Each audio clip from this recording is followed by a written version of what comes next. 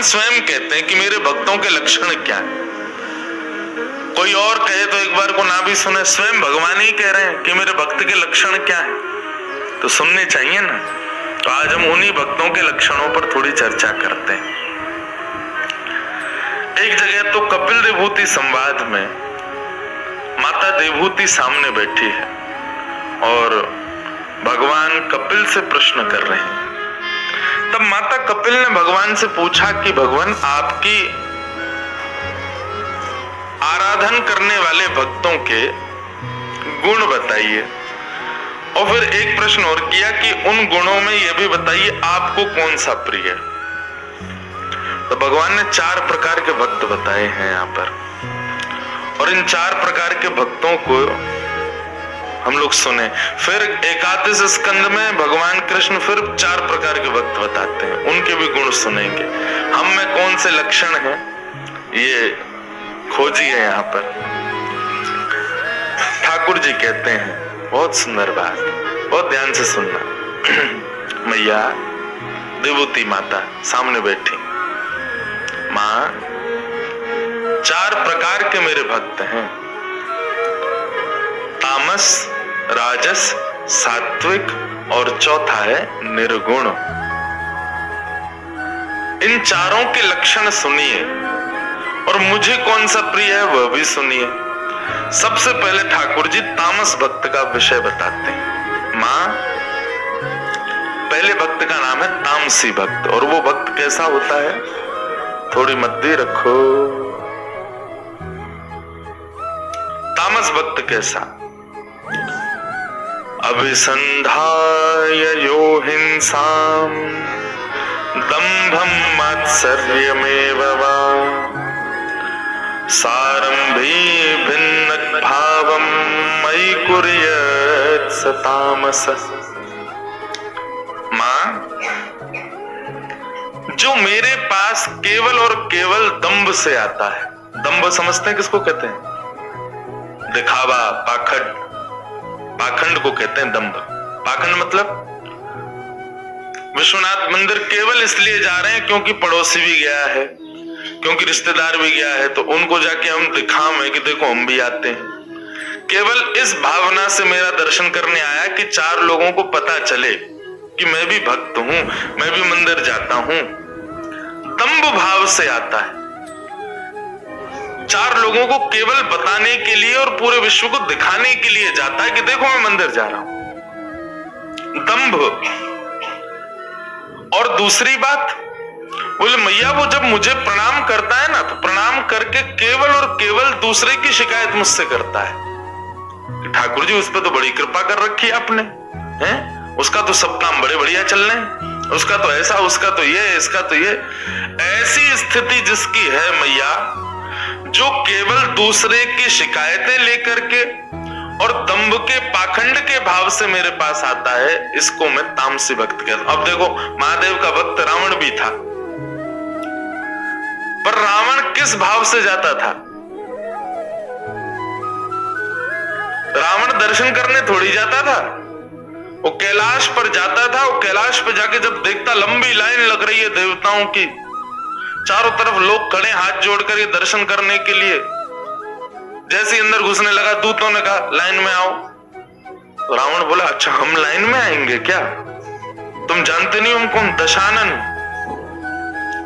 अब ये विचार कर लो, जो लोग मंदिर जाते हैं और लाइन में लगा दिए जाएं तो उनको बड़ी अपनी अवहेलना लगती है कि अरे तुम हमको पहचान ही नहीं। बस एक बात बोले, सबसे ज्यादा बिना लाइन के दर्शन मैं ही करता हूं। लेकिन एक बात बताऊं, मैं जानबूझ के नहीं करता। ऐसा नहीं है कि जानबूझ के कि भाई बिना लाइन के करें। कोई ना कोई व्यवस्था बनी ही जाती है, या तो मंदिर अधिकारी पहचान जाते हैं या कोई पहचान जाता है तो फिर मिल ही जाते हैं दर्शन हमको। लेकिन कोई नहीं पहचानता तो फिर लाइन से ही जाना पड़ता है उस समय। लेकिन ये भाव आता है कि यार ये अधिकारी हमको पहचान जाए तो ले जाए थोड़ा आगे। उस समय मन में आता है कि भाई यही लक्षण तो भगवान कहते हैं, ये तामसी भक्त का लक्षण है। जो केवल और केवल अपने यश कीर्ति और केवल अपने अभिमान में मेरे सामने आता है, मां, और जो दूसरे की हिंसा की भावना से आता है। नाथ मुझ पे कृपा भले ही मत करो, लेकिन उस पे भी मत करो। आप उस पे क्यों कर रहे हो? मुझ पे नहीं कर रहे, कोई बात नहीं, उस पे क्यों कर रहे हो? फिर ऐसी भावना जो मेरे सामने रखता है, भैया वो भक्त तो है बेचारा, लेकिन तामसी है, मुझको बिल्कुल प्रिय नहीं। रावण जब जाता था तो वो उसकी भावना ये नहीं होती मैं महादेव को देखूं, उसको ये होता सबको पता चले कि मैं आया हूं। इसीलिए वो ऐसी ऐसी ध्वनि निकालता था श्लोकों की। एक श्लोक हमने गाया, बड़ा प्रसिद्ध हुआ महादेव का, रावण रचित श्लोक था। रावण ऐसे श्लोक गाता था कि सामने खड़े लाइन वाले लोग भी उसको प्रणाम करने लग जाएं, पृथ्वी डामाडोल हो जाए, आकाश के बादल गर्जना करने लग जाएं। यस्यास्ते ड्राट ड्राट डुट डुट मम लम टम टम टम टम टम डमशम डमशम डुडमशम डुई डुई चकतम भूपके भूपनालम तैलम तैलम तो तैलम कुकु कुकु कुकु क्वांग क्वांग क्वांग क्वांग क्वांग ध्यायन्ते यस्य गान्ते वसति सकलम पातुनो चंद्रचूड़। पार्वती जी आती, महादेव जल्दी चलो, महादेव ध्यान में बैठो। क्या हो गया? बोले कि बर्फीले पहाड़ गिर रहे हैं ऊपर से। बोले क्यों? बोले रावण आया है, श्लोक गा रहा है। शंकर जी कहते तुम मत आया करो, हम ही रोज आ जाया करेंगे लंका, वहीं दर्शन कर लिए, तुम यहां मत आया करो। गुरुदेव ये तो बड़ी कृपा। महादेव ही जाते थे रोज रावण को दर्शन देने। काय बात का भक्त? ऐसी भक्ति किस काम की जहां तुम्हारे प्रियतम ही, तुम्हारे स्वामी ही कष्ट पा रहे हो? नहीं मैया, ये तामसी भक्त का लक्षण है, जो मेरे सामने आकर के भी अपने अहम भाव का त्याग नहीं करता, अपने अहम में रहता है कि मैं कुछ हूं। ये स्थिति तब भी उसके मन में रहती है। ऐसा व्यक्ति तामसी है और वो मुझे प्रिय नहीं। ठाकुर जी के सामने कई लोग आते हैं मेरे से मिलने, अब मैं तो एक साधारण बालक हूं, वो मुझसे मिलने आते तो हम तो बहुत सोच के आए थे, क्या बोलेंगे, भूल गए। ठाकुर जी के सामने जाके भूल जाओ। कल आपको मैं किस भाव से बताऊं, कल मैं नौका विहार से सीधा भागा विश्वनाथ, मैंने की पता नहीं अब कब दर्शन हूं, अभी चलो। हम गए, मंदिर का पूरा प्रोटोकॉल पहचान गया कल हमको, मैंने की जय हो। ले गए सब भीतर। अच्छा, विश्वनाथ दर्शन करने जाता हूं, कुछ ना कुछ मेरे साथ होता है। 7-8 लोग थे हम, पर हम 2 ही रह गए प्रोटोकॉल के पास, बाकी के 5-6 कहीं और चले गए।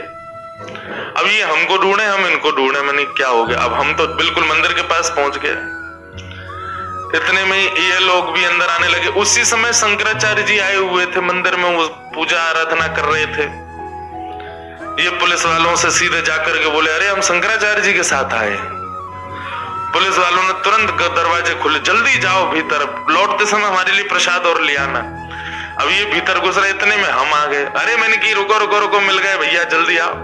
अब ये बाहर आओ, पुलिस वाले कहे आप तो शंकराचार्य जी के संग थे। बोले वो खड़े हमारे शंकराचार्य, मेरे को दिखा, में बोले जी तो लेके गए। तो भीतर दर्शन हो गए, महादेव के कपाट खोल के दर्शन करा दिए, पर संतोष नहीं हो रहा था मन को। वैसे तो देखो संतोष करना चाहिए, जैसे दर्शन हो जाए, पर हम में एक बात आ जाती है बार बार ब्रजवासी होने की, लाला कछु कृपा कर भैया, देख रहे तेरो मित्र है विश्वनाथ भगवान, या तो कह देने हमें पास बुला ले। हम दर्शन करके बाहर आने लगे, तब एक व्यक्ति आया, बोले महाराज जी आप आ जाओ। मैंने क्यों? बोले आप जाके महादेव को स्पर्श कर लो और थोड़ी देर उनके पास बैठ लो। मेरी सही में? बोले हाँ चलो। लेके गए, खोल के कपाट, धुलाई चल रही थी सप्तऋषि आरती के लिए, हमको जाके वहां बैठा दिया। बोले अब आप बैठ के खूब स्पर्श करो महादेव का, खूब। मैंने की जय हो, यही तो आनंद चाहिए, यही तो सुख चाहिए। खूब दर्शन किए। तो ठाकुर जी कह रहे हैं भैया तामसी भक्त कौन? जो दूसरे की हिंसा की भावना से मेरे पास आता है, मेरे सामने आकर के भी उसका अहम नष्ट नहीं होता। ठाकुर जी के सामने जाए तो हम यह भी एक बार को भूल जाएं कल मैं जो बात बता रहा था वो तो भूल ही गया। कल ठाकुर जी के सामने जब मैं गया तो यहाँ कथा में बोल के गया था कि महादेव के निज ठाकुर जी श्री राधा वल्लभ लाल है। कल महादेव के सामने मुख से यही निकल रहा था, जय जय राधा वल्लभ श्री हरिवंश, जय जय श्री वृंदावन श्री वन चंद।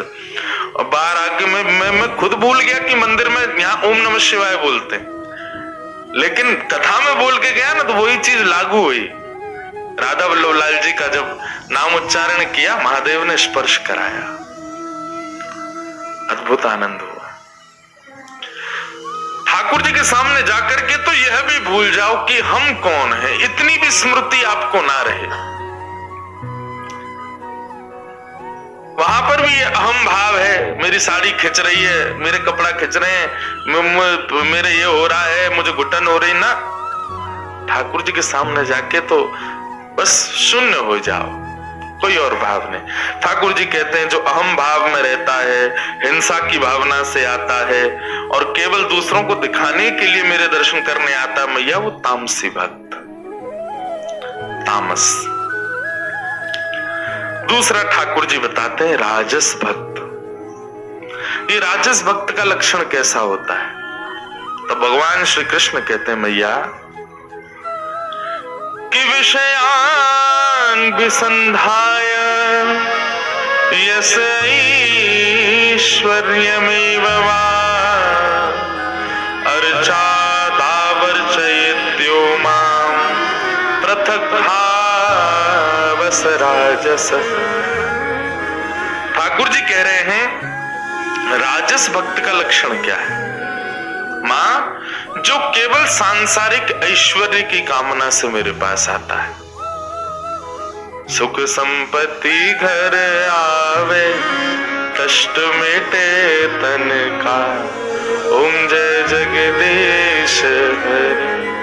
जिसको केवल सांसारिक संपत्ति चाहिए, ऐश्वर्य चाहिए, यश चाहिए, नाम चाहिए, कीर्ति चाहिए, केवल इन्हीं कारणों से जो मेरा दर्शन करता है मैया।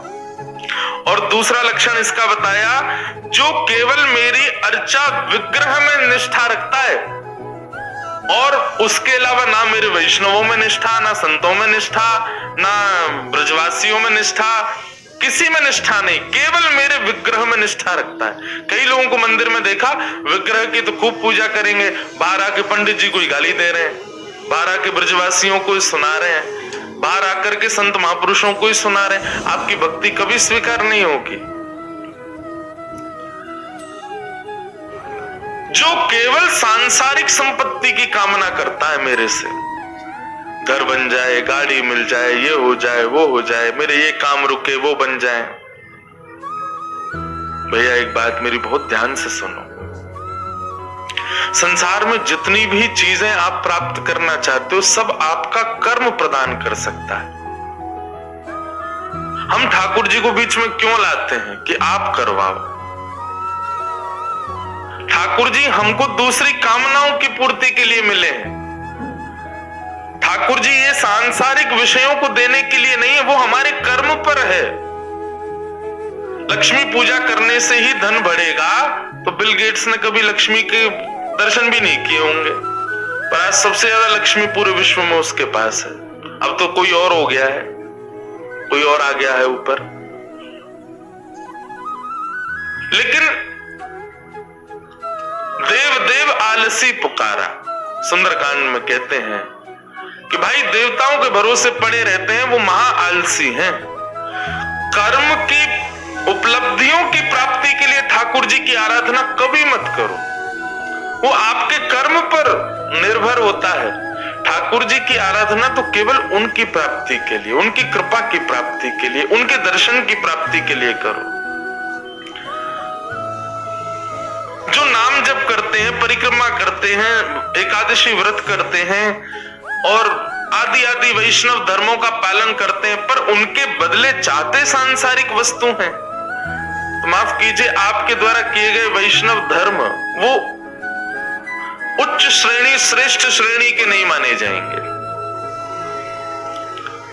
एक जगह मैं कथा करने के लिए गया, तो जैसे सब माला जपते हैं, नाम जप करते हैं, आजकल काउंटर आ गया, वो ऐसे उंगली में लगा रहता है और लोग उस पे बटन दबाते रहते हैं, अच्छी बात है, कोई बुराई नहीं है उसमें। देखो हमारे पूज्य पिताजी कहते हैं माला क्या है? साधन है, साध्य नहीं है। माला साधन है, और हम सदा साधन में ही रहेंगे तो साध्य की प्राप्ति कैसे होगी?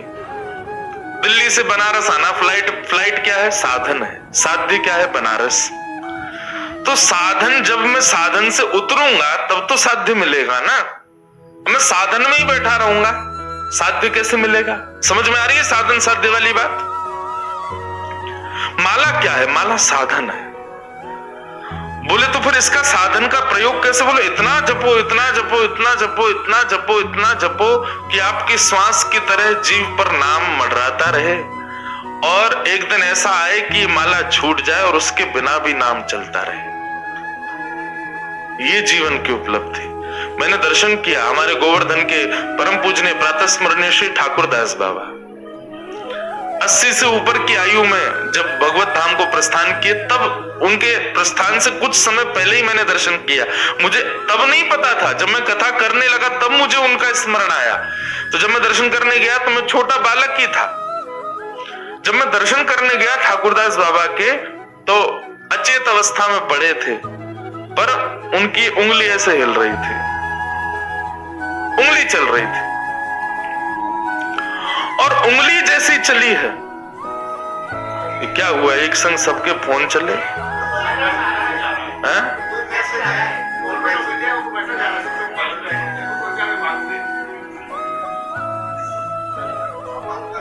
मैंने कि भाई एक संग सबके,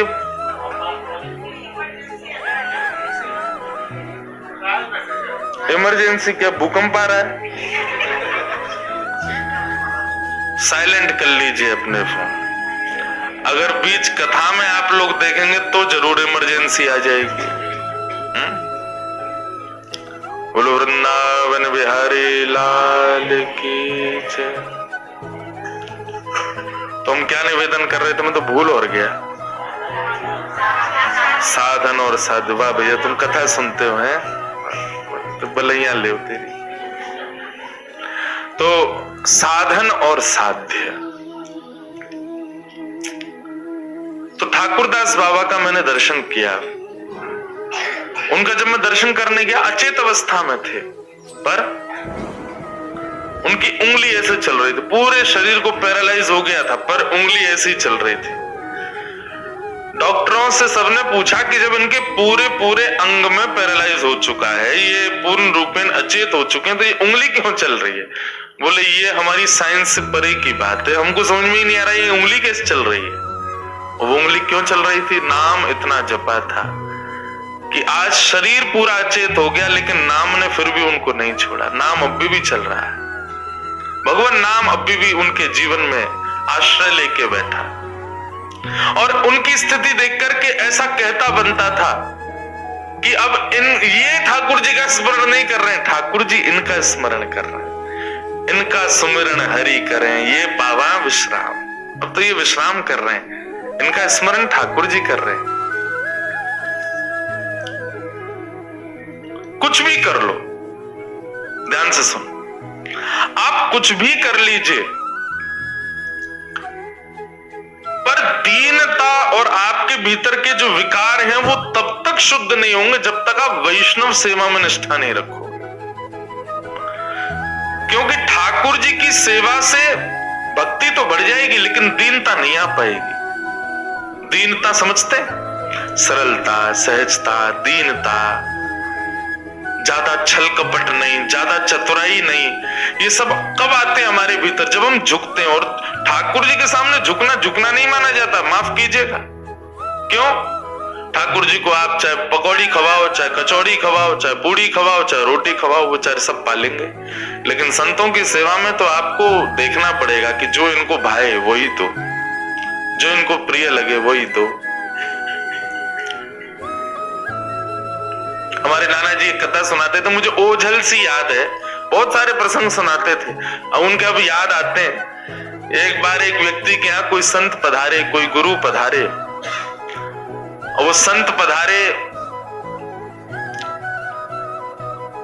गर्मी के महीने में, ज्येष्ठ के महीने में आए, बहुत गर्मी होती है।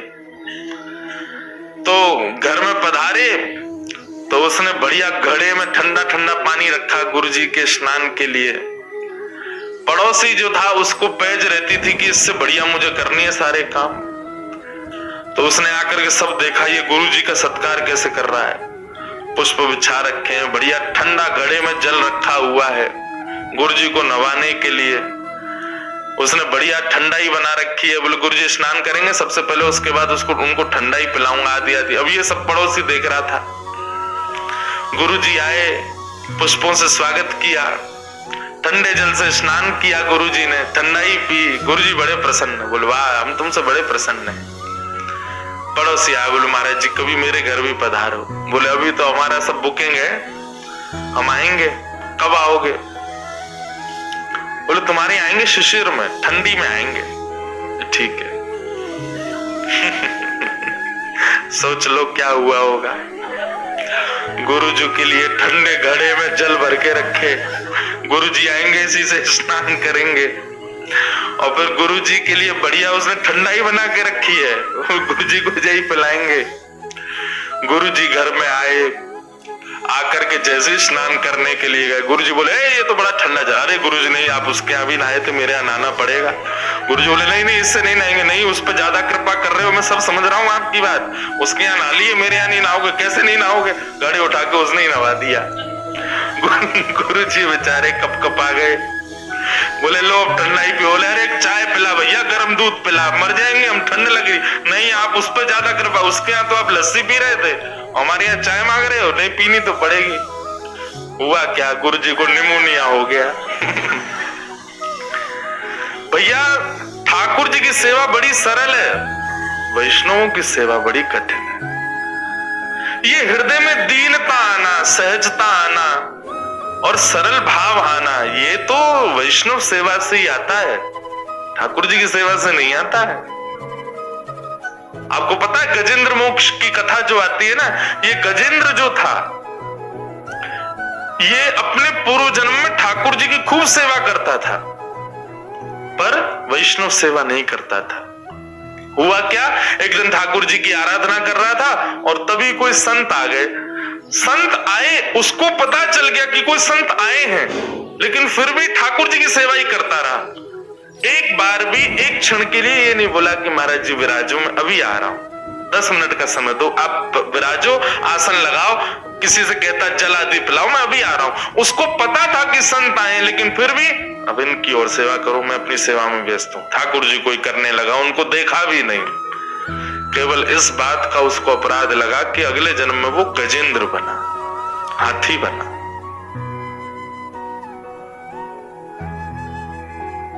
वैष्णव अपराध बंधुओं कभी ना बने हमसे। इसलिए ठाकुर जी की सेवा एक दिन को थोड़ी सी पहले से कम हो जाए चलेगा, लेकिन कोई वैष्णव हो। वैष्णव किसको कहते हैं? वैष्णव का मतलब क्या होता है? वैष्णव मतलब अपने रूप से, अपने स्वभाव से, अपने गुण से, अपनी वाणी से किसी भी रूप में ठाकुर जी से संबंध रखता है, वो वैष्णव है। आप एक दूसरे के सब वैष्णव हो। माफ कीजिए, अभी तक आप में से एक दूसरे के घर आप जाते हो तो ऐसे मिलते हो जैसे सखा आदि, लेकिन एक क्षण के लिए ऐसे मिलो जैसे कोई वैष्णव आया है, प्रणाम करो। तिलक है, गले में कंठी माला है, हृदय में नाम है ठाकुर जी का, चिंतन में भगवत कथा है, वैष्णव है, उसका वैष्णव रीति से स्वागत करो।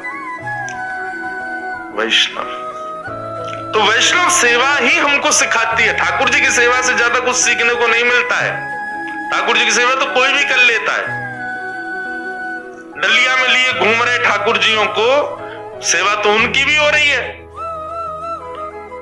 लेकिन नहीं, ठाकुर जी की सेवा आसान है, वैष्णव सेवा कठिन है। वो करना प्रारंभ करो। तो भगवान कहते हैं ये राजस भक्त जो है केवल मेरी मूर्ति में निष्ठा रखता है, इसके अलावा मेरी किसी भाव में निष्ठा नहीं रखता। ये भी मुझे प्रिय नहीं है मैया। आप श्रृंगार कैसा करते हो, 56 भोग कितना धराते हो, ठीक है, अच्छा करना चाहिए, पर उसके संग संग वैष्णव सेवा का भाव भी आपके हृदय में, संत सेवा का भाव भी आपके हृदय में होना चाहिए। संत पधारे, वैष्णव पधारे, उस समय ये भी विचार मत करो कि पृथ्वी पर धूल पड़ी है, प्रणाम करो, इतना भी विचार नहीं।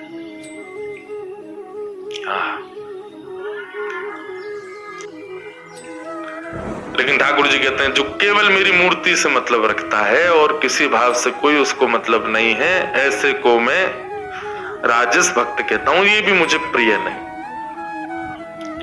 और उसके बाद आता है सात्विक भक्त, तीसरा भक्त। तो पहला तामसी, राजस, सात्विक। सात्विक भक्त का लक्षण क्या है? कर्म निर्हार मुद्दिश्य परस्मिन् वा तदर्पणम् यज्ञेद्यष्टव्यमिता वा पृथक् भावस सात्विक। कर्म निर्हार मुद्दिश्य परस्मिन् वा तदर्पणम्। भगवान कह रहे हैं जो प्रत्येक क्रिया कर्म करने के बाद में श्रेय मुझको देता है, कोई उपलब्धि उसने प्राप्त की, संसार के लोग तो आके उसको बधाइयां दे रहे थे, भैया तुमने इतनी बड़ी उपलब्धि प्राप्त की, परंतु वो नेत्र बंद करके मेरा स्मरण करे, बोले ठाकुर जी सब आपकी कृपा है, हमने कुछ नहीं किया, सब नाथ की कृपा है, हमारे वश में कुछ भी नहीं है।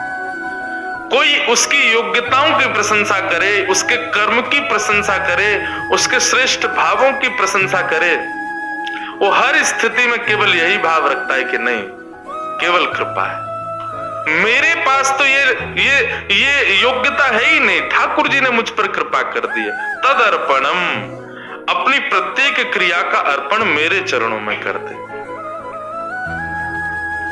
कोई भी काम बन गया, कोई क्रिया बन गई, कोई उससे श्रेष्ठ भाव हो गया, सबके पीछे केवल यही रखे ठाकुर जी ने कराया है।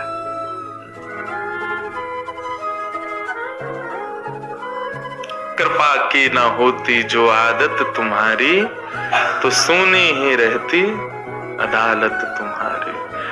जो दीनों के दिल में जगह तुम ना पाते, तो किस दिल में होती हिफाजत तुम्हारी।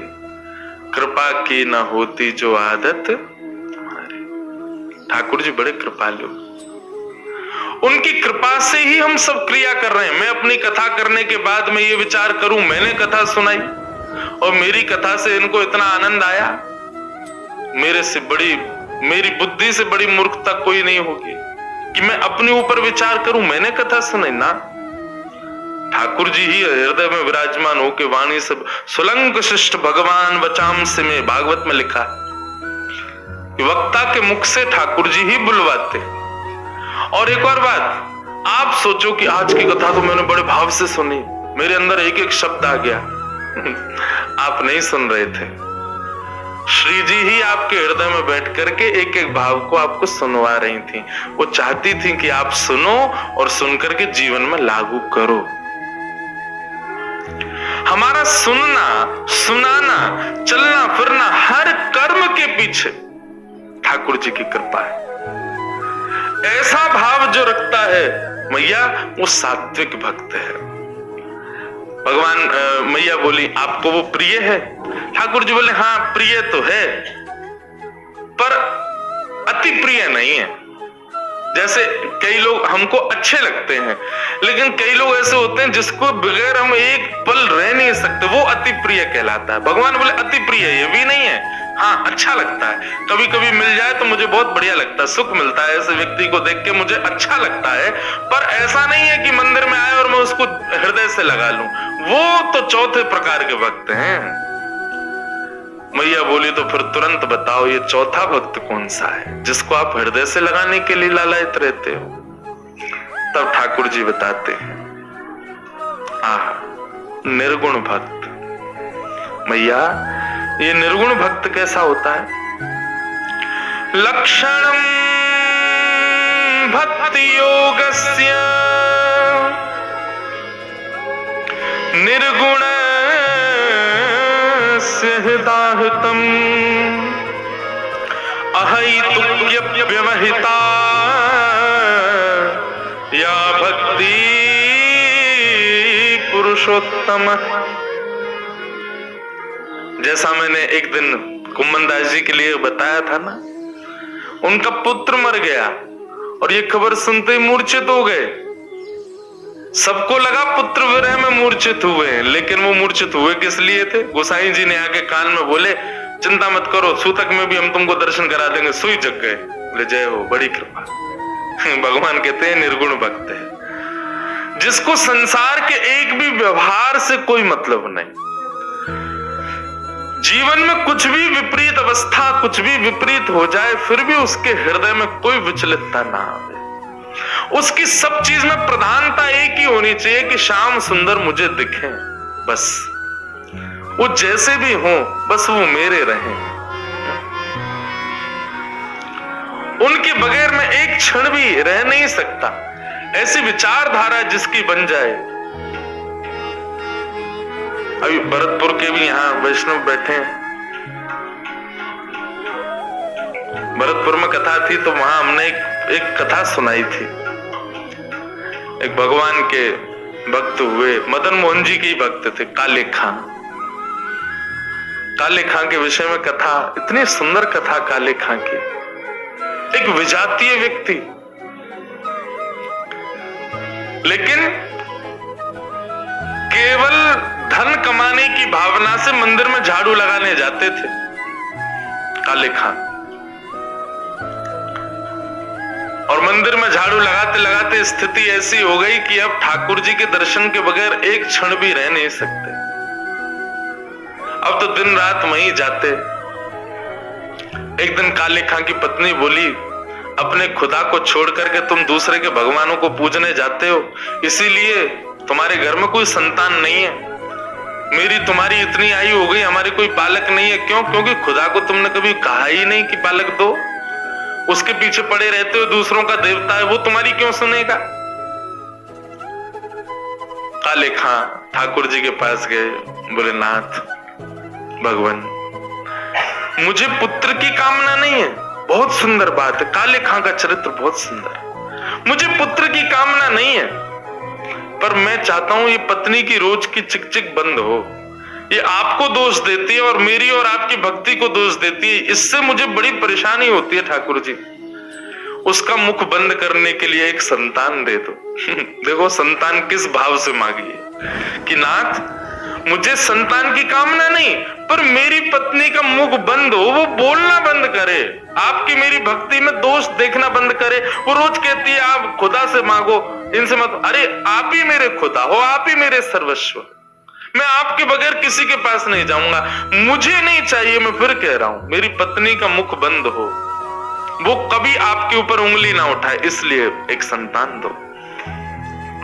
ठाकुर जी बंधुओं सब जानते हैं कि कोई चालाकी कर रहा है कि वास्तविकता है। वास्तविकता थी काले खां की, और ठाकुर जी ने काले खां को एक संतान प्रदान कर दी। घर तो नाच रहा था कि घर में संतान हुई। काले खां नाच रहे थे कि अब पत्नी का भगवान से कुछ नहीं बोलेगी। काले खां तो नाच रहे थे बड़े आनंद से। पत्नी बोली इतना नाच रहे हो, बेटे का मुख देखा?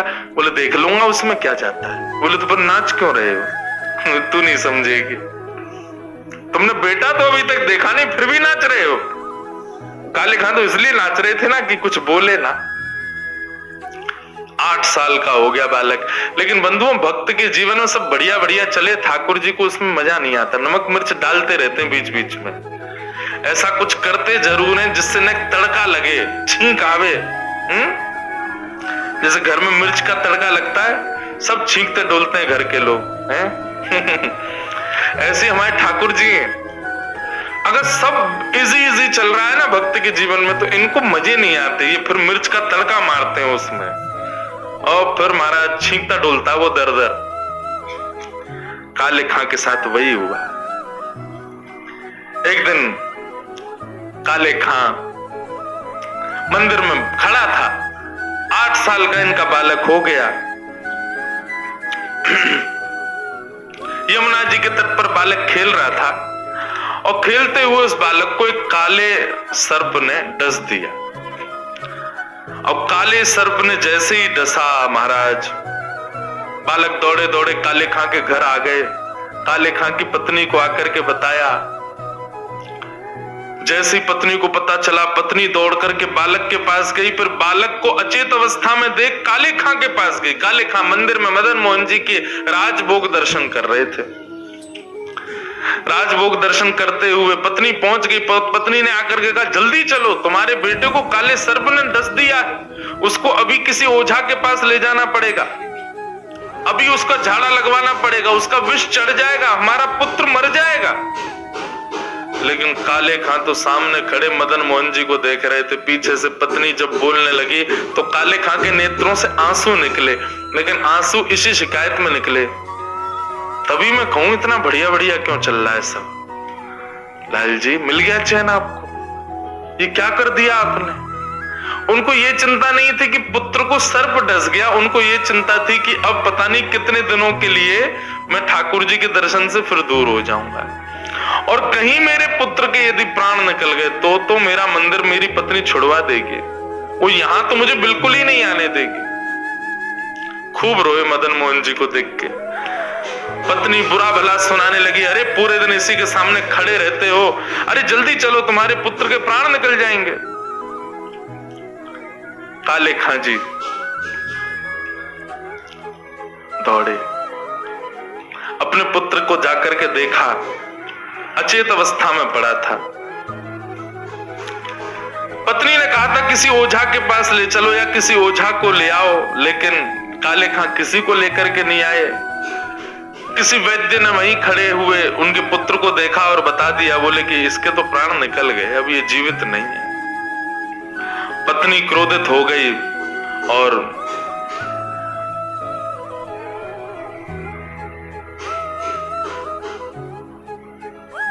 अपने बालक को लेकर के मदन मोहन जी के मंदिर गई और ठाकुर जी के सामने रख दिया अपने पुत्र को, और रख करके बोली, तुम बहुत कहते थे ना कि इन्होंने ही दिया है तुम्हारे पुत्र को, इन्होंने दिया है तो यही जीवित कर दें इसको। तब काले खां ने कुछ पंक्तियां गाई और उन पंक्तियों को गाते हुए कहा, नाथ, अंतिम पंक्ति उसकी बड़ी सुंदर है, हिंदुओं के नाथ हो तो मेरा कोई दावा नहीं, पर हो जगत के नाथ तो मेरी सुध लीजिए। हे नाथ, यदि आप केवल हिंदुओं के ठाकुर जी हो तो कोई बात नहीं, पुत्र मर गया, सब सहूंगा, आपका दर छोड़ दूंगा, लेकिन मैंने तो लोगों को आपको जगन्नाथ बोलते हुए सुना है, जगतनाथ बोलते हुए सुना है। हिंदुओं के नाथ हो तो मेरा कोई दावा नहीं, पर हो जगत के नाथ तो मेरी सुध लीजिए। मेरे पुत्र को जीवित इसलिए मत करो कि मेरा पुत्र है, इसलिए कर दो कि कहीं मेरा आपके दर पर आना बंद ना हो जाए। और ऐसा कहते ही काले खां के सामने अचेत अवस्था में मुख से जहाग निकल रहा था, पुत्र के विष लग गया था। जैसे ही ये बात कही, इतने में ही पुत्र उठ करके बैठ गया। वो पुत्र के बैठते ही सब लोग वहां पर जय जयकार करने लगे। पुत्र खड़ा होते ही अपने पिता के पास गया, पिताजी पिताजी। काले खां ने बोला, हाँ कहो। बोले कि वो कहाँ चला गया? बोले कौन? बोले एक बालक आया था, एक बालक मेरे सिर पर हाथ फेर रहा था, मैं उसी की गोद में लेटा हुआ था, बड़ा सुंदर था, उसके कटाक्ष नेत्र थे, बड़ी सुंदर मुस्कान थी, उसमें से बड़ी प्यारी सुगंधी आ रही थी पिताजी, वो मुझे खेलने के लिए बुला रहा था। वो बालक कहाँ चला गया पिताजी? मुझे तो उसी के साथ खेलना। काले खां के नेत्र सजल हो गए, हृदय से लगा लिया और कहा, आओ गोदी में बैठो, दिखाऊं वो बालक कहाँ है। गोदी में बालक को लेकर के द्वार से ही मदन मोहन जी को दिखाया, वो रहे। सामने देखते ही बालक निहाल हो गया। बोले कि हाँ यही आए थे, यही मेरे को गोदी में लेके बैठे थे। बंधुओं, सांसारिक लोगों के लिए ये विषय बड़ा बड़ा कठिन है, परंतु भक्तों के लिए ये विषय सर्वश्रेष्ठ है। क्या ठाकुर जी कह रहे हैं, भैया उसको संसार से मतलब ही नहीं होता, उसका सर्वस्व में हूं। कृष्ण धन कृष्ण तन, कृष्ण ही हमारो धन, आठों याम ऊधो हमें कृष्ण ही सो काम। वो उठते भी इसलिए कि हम कृष्ण को देखेंगे, वो सोते भी इसलिए कि कल पुनः उठ करके कृष्ण को देखना है, वो भोजन भी इसीलिए करते हैं कि कृष्ण प्रसाद है, वो श्वास भी इसलिए ले रहे हैं कि हमें वृंदावन जाना है, हमें शामा शाम के दर्शन करने हैं। अपनी प्रत्येक इंद्रिय को केवल मेरे लिए ही रखते हैं, इसके अलावा मेरे से अतिरिक्त उनकी और कोई इच्छा नहीं, कामना नहीं होती। मैया वो निर्गुण भक्त, और ये मुझे सबसे ज्यादा प्रिय है, ये मुझे सबसे ज्यादा प्रिय है।